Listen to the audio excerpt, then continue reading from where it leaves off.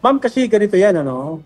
Tama po na ang contractor doon ay ang Great Pacific Builders and General Contractor Incorporated po, na isa po before sa pagmamayari ng Spouses Vizcaya.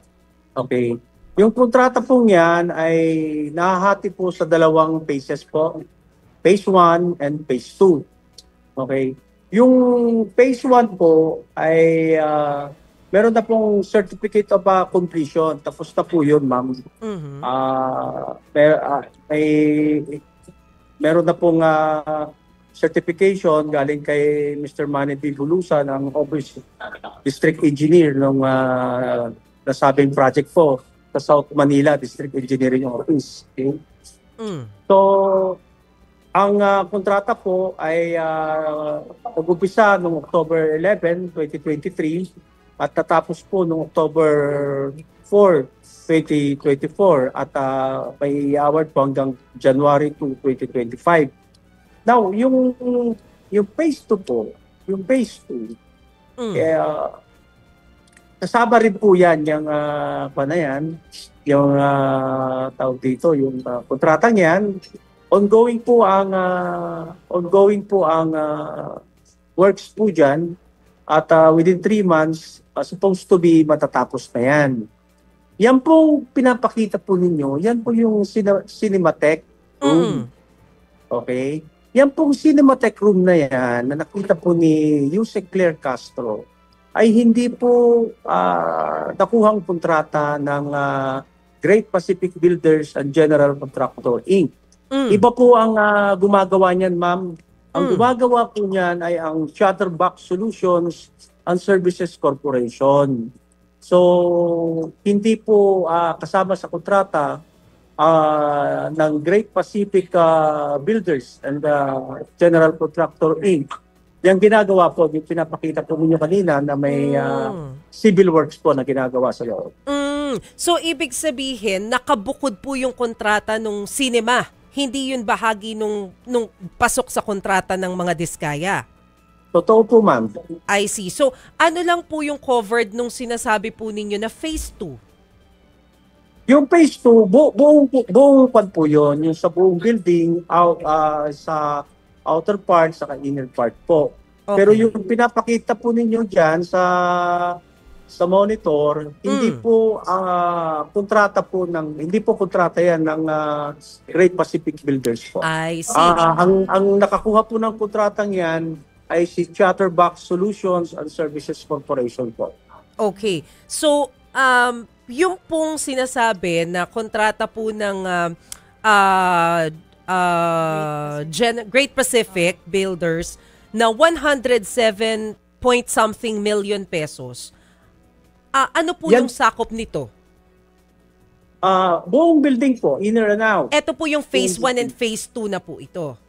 Ang phase 1 po, ang contract cost po ng phase 1 is 143,226,945.25 slash, may slash po kasi dalawang contract cost, 144,749,134 pesos, 0.28 po. Yan po yung phase 1, ma'am. Phase 1. Na tapos na po, na-deliver na po yan, ma'am. Sorry, Ito naman po, sabi niyo po, attorney, may dalawang cost. Naguguluhan lang po ako. Ano yung dalawang? Medyo nag-adjust lang po sila ng konting cost sa costing po. Nag-adjust po sila. Sa phase 1 po, nag-adjust po sila. Kaya dalawa po. Opo. Ito pong phase 2, ma'am, nagkakahalaga po ng 107,983,255 pesos and 11 centavos po. Yan po yung phase 2. Na supposed to be po, makukomplete po yan within 3 months. Ang naging problema po ngayon, hindi naman po lingit sa atin ngayon na ang pickup licenses ng siyam na korporasyon ay unilaterally canceled po ng pickup. So, Hindi po namin alam kung paano namin yan tatapusin ngayon. So, kinausap po ako ni Sir Curly kagabi, personally, tinanong niya in front of the engineers kung ano ang dapat gawin. Gawa nga po ng na-cancel na po yung pickup license ng Great Pacific Builders and General Contractor Inc. So ang sabi ko, since ang implementing agency po dyan ay ang DPWH through the South Manila District Engineering Office, ay makipag-communicate po with the Good Secretary Vince Sison para malaman po kung para malaman kung may go signal siyang tapusin namin yon. Ang problema ko kasi namin ngayon, wala na akong license, pick-up license ang Great Pacific Shore. Attorney, di ba Yung po ang dilemma namin. Binawi nga kasi, aside from Great Pacific, no, yung 8 other companies or construction companies ng mga Diskaya, binawi yung license. Eh syempre, ang laking bawas dito sa kita, hanap buhay nila yan eh. Meron bang steps na gagawin? Sasampa rin ba ng kaso? Sinong sasampahan ng kaso? Ano po ang magiging action after this na nabawian nga po ng lisensya? Actually ma'am, ganito po nangyari sa pick-up proceedings, yung sa hearing. May pending case kasi doon. Bago po magsimula ang Senate hearing noong nakalaang linggo, nagpatawag po ng investigation ng pick-up. They summoned the 9 companies po, and they required to submit documents po, hindi lang po dokumento, these documents are voluminous po sa siyam na kumpanya.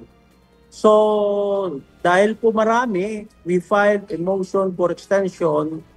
We asked for additional 30 days to comply with the order of the pickup.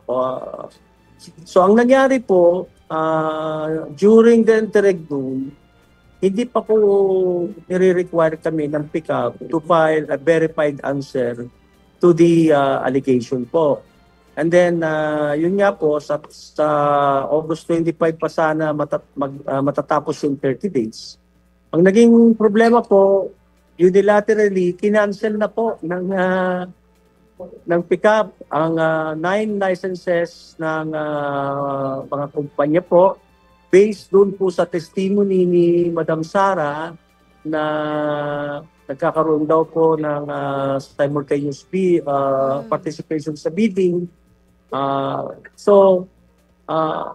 Actually ma'am, I want to correct that. At that time kasi si Ma'am Sara Diskaya, medyo rattled na po siya at that time, pagod, walang tulog, pressured kasi first time niyang humarap po sa ganyang pagdinig.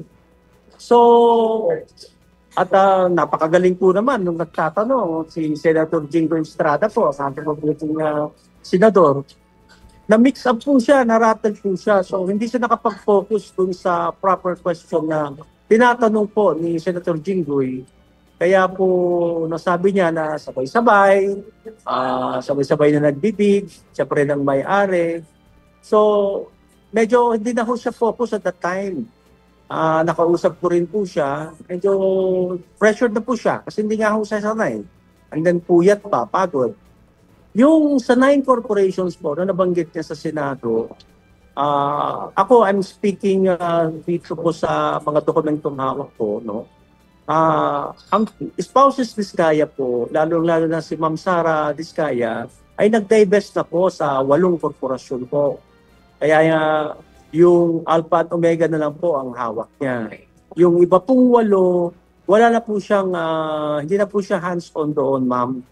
And then, yun nga po, hindi rin po totoo na simultaneously na sila-sila ay nag-bid at may collusion. Documented po din yan, ma'am, sa mga implementing agencies na nagpapabid. So, siguro po dahil sa kapaguran, hindi na siya nakapag-focus sa tanong ng ating magaling na senador. Kasi tignan nyo naman kung magtanong talaga si Senator Estrada, napakagaling. So since Joseph meron Estrada, po kayong mga counter-arguments po, meron kayong gagawin po. Sasampa po kayo ng kaso. Saan po, ma'am? That's what I'm asking you po. Saan po kami magsasampa ng kaso? That's what I'm asking you po. Meron ba kayong next step since may counter arguments kayo? Sabi nyo nga po na kinuha na yung mga license nyo. Yes, hindi ma'am. pa yes, go ahead. Ginagawa na po namin, ma'am, yung motion for reconsideration. That's the proper process. Okay. Na susundin po namin. And then kung hindi ko kami pagbibigyan, iakyat po namin yan hanggang umabot sa Court of Appeals hanggang sa Supreme Court. Okay. Attorney, what do you want Yes, ma'am. balikan ko lang po yung yung tungkol po dito sa Intramuros. What do you want to Yes, tell the First Lady, kina Undersecretary Castro? Kasi kanina lamang po nag-post ulit si First Lady Liza Marcos sa kanyang Instagram.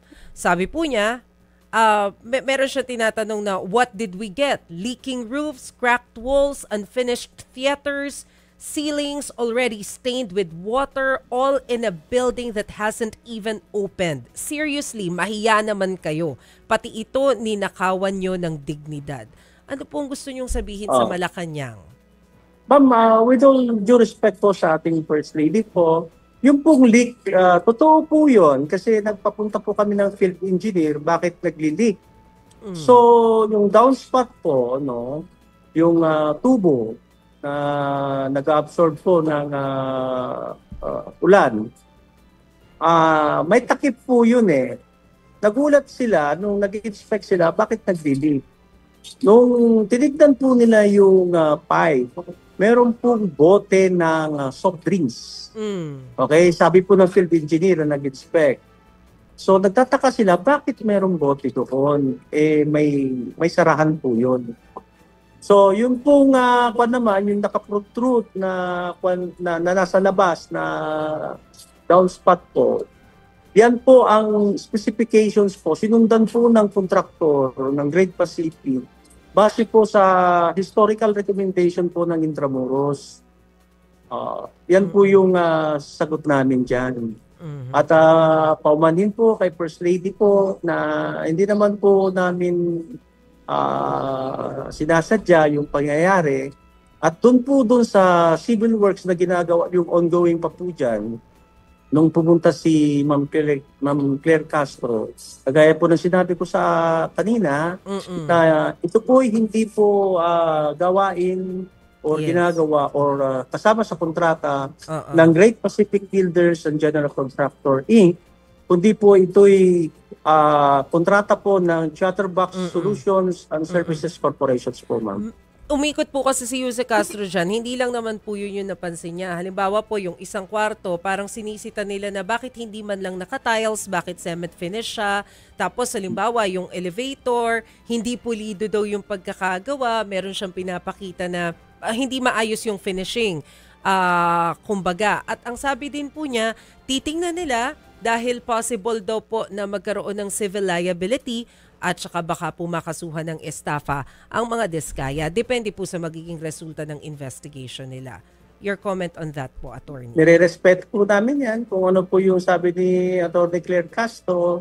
Paras naman po kaming abogado. So, respetuhin namin kung ano yung nasa press con po.